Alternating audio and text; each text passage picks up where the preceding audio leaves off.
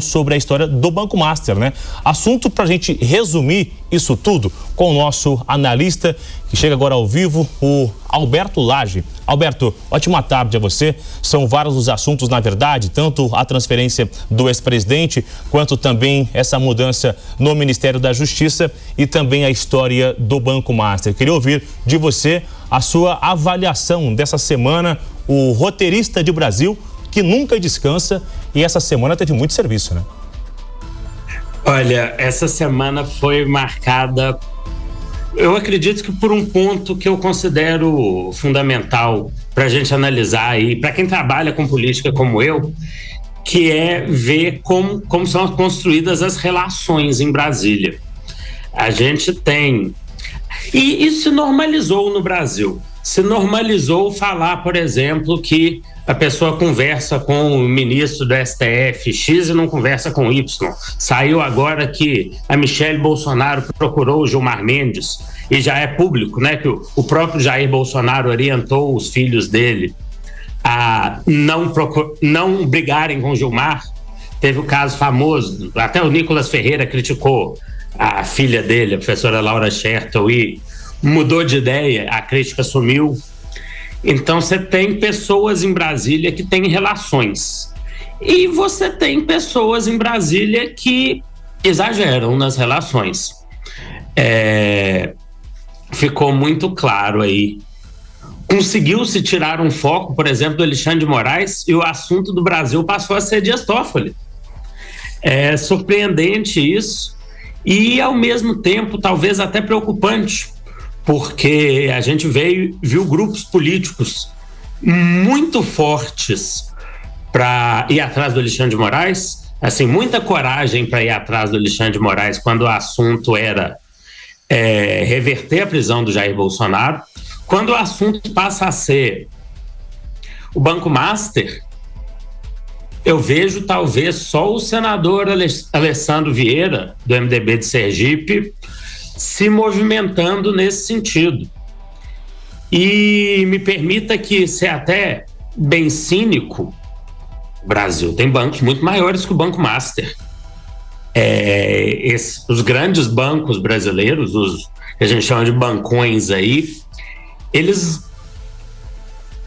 ou baixou neles um senso de republicanismo muito grande a ponto deles acharem que o Brasil era a Suécia, ou eles simplesmente comeram mosca em trabalhar, em fazer política em Brasília. Já que a gente normalizou isso de todo mundo fazer relações políticas, já que a gente normalizou esse tipo de comportamento, me parece que o setor financeiro, os grandes bancos brasileiros, esqueceram disso.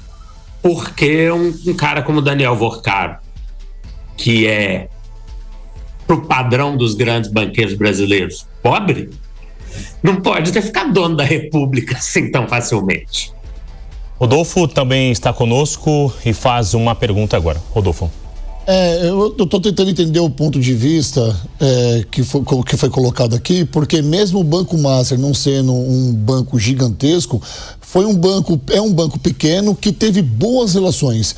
E boas relações eu coloco entre aspas, porque não sei dizer se todas as relações políticas são boas relações. E o que a gente está vendo agora é um interferimento exacerbado de um ministro do STF, como o Dias Toffoli, tentando colocar aqui um poder de polícia e tentando, de alguma forma, colocar panos quentes ou acobertar a investigação que cabe à Polícia Federal. Então, eu não sei se o Vorcaro é tão pequeno quanto a gente pensa e se esse Banco Master é tão pequeno quanto a gente imagina. Eu queria a sua opinião sobre isso que eu acabei de falar.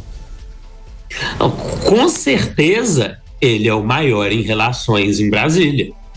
E é isso que me assusta. Assim, a gente não devia nem estar falando de relações em Brasília. Assim, no mundo real, no mundo ideal, eu não devia nem estar comentando isso aqui. Entendeu? Se o Banco X tem relações em Brasília ou se o Banco Y não tem relações em Brasília. Isso não é razoável, isso não me parece aceitável num cenário ideal, num cenário utópico da democracia plena. Mas voltando aqui para o terceiro mundo, é um banco que tem um poder de fogo muito menor do que os outros bancos, mas que gastou muito para conquistar essas relações, que patrocinou muitos eventos. A gente toda vez tem notícia de festas, jantares, contratos. E já que a gente está falando desse assunto, já que se normalizou, o fato é esse: a imprensa hoje dá como normal notícia de troca de cargos em ministérios por partido político. A gente vê aí troca no Ministério do Turismo. Isso se trata com a normalidade tão grande no Brasil que a gente tem que começar a usar mais e pensar bem. Está todo mundo fazendo isso? Os outros bancos não fizeram? O Banco Master faz mais? O que está acontecendo? É uma pergunta sem resposta. Os assuntos são diversos nessa repercussão da última semana. A gente viu hoje, agora há pouco, na verdade, também, essa assinatura do acordo entre a União Europeia e o Mercosul também. Eu queria a sua análise sobre a ausência do presidente Lula hoje no evento em Assunção. Como fica após esses 26 anos de articulações, de negociações, Lula não querer comparecer no momento da assinatura ao lado de Javier Milei, inclusive? Eu não vejo como especialmente problemático. Não, eu imagino que o Lula esteja pagando pedágio para uma parte da esquerda brasileira que é contra o livre comércio. Isso é um fato. Você tem setores, por exemplo, setores do PSOL se manifestaram nos últimos dias como se o acordo de livre comércio com o Mercosul fosse acabar com a indústria brasileira, pobre coitada da indústria brasileira, que precisa de subsídio e incentivo do governo desde antes da minha mãe nascer. Porém, o presidente Lula teve com a Ursula von der Leyen ontem, já publicou o seu material nas mídias sociais. A Ursula von der Leyen já bajulou o Lula até mais do que deveria. Eu acredito que o papel dele ali está cumprido. O fato é que está entregue um acordo de livre comércio muito relevante. O Javier Milei, a gente teve notícia há alguns dias, deu sinais falando assim: vou sair do Mercosul e buscar um acordo de livre comércio com os Estados Unidos. Mas os Estados Unidos não estão exatamente na melhor fase de livre comércio deles. Eles estão com uma política bem protecionista que o Brasil conhece bem. Eu acho que o Lula escapou bem de tentar gerenciar esse problema interno aí do PT e de setores como o PSOL e entregar o acordo, que vai ser muito útil, principalmente para o agronegócio brasileiro. Então, talvez essa tenha sido uma das raras oportunidades que o Lula tenha entregue a tal da frente ampla que ele prometeu. Um governo que é tão centralizado na esquerda, ter conseguido abrir negócios, abrir frente de livre comércio, um negócio que beneficia principalmente o agronegócio brasileiro, que não é exatamente lulista. Rodolfo?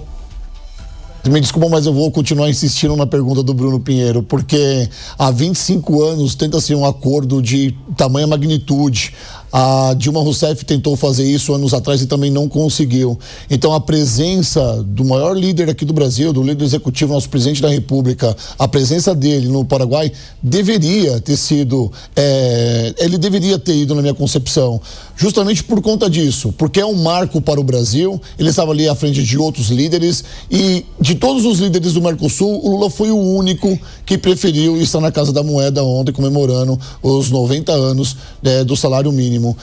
Isso talvez sinalize alguma coisa de que ele não queira se misturar com outros líderes da direita, ou eu estou sendo muito pragmático? Eu realmente não tenho informação suficiente para comentar isso. A informação que eu tenho é que existiu de fato uma resistência interna na esquerda brasileira a esse tipo de acordo, mas que o Lula, como ele fez muitas vezes, é bom lembrar que o PSOL, por exemplo, só existe porque o Lula fez reforma da Previdência no primeiro mandato dele. Então, num dos poucos gestos mais ao centro dele, ele conseguiu entregar o acordo. Agora, o simbolismo dele ir ou não ir, eu não sei dizer se é relacionado a essa esquerda que é realmente contra o livre comércio ou se é uma escolha política mais profunda do que isso para não encontrar com o Milei. Eu não imagino que o Javier Milei ia fazer algum absurdo com ele, alguma coisa que fosse causar algum problema. Tava todo mundo ali numa cerimônia muito, muito elegante. E, aliás, a sede do Mercosul é no Paraguai, mais ou menos para isso também, para não... Ninguém espera que o Paraguai faça grandes conflitos, é ali um território neutro, da mesma forma que a União Europeia pôs a sede deles na Bélgica. Eu não imagino que pudesse ter sido um evento trágico para o Lula. Por isso que eu não consigo... Aliás, eu não consigo sentir tanta falta do Lula assim no evento, não. É isso, a gente segue repercutindo aqui, são 4h18. Alberto Lage, muito obrigado pela entrevista e por nos ajudar a entender um pouco mais essas últimas movimentações desta semana na capital federal e como um todo, inclusive, sobre esse acordo do Mercosul. Muito obrigado, Alberto. Obrigado, prazer estar aqui com vocês. Ótimo final de semana. Seguimos ao vivo, girando a reportagem com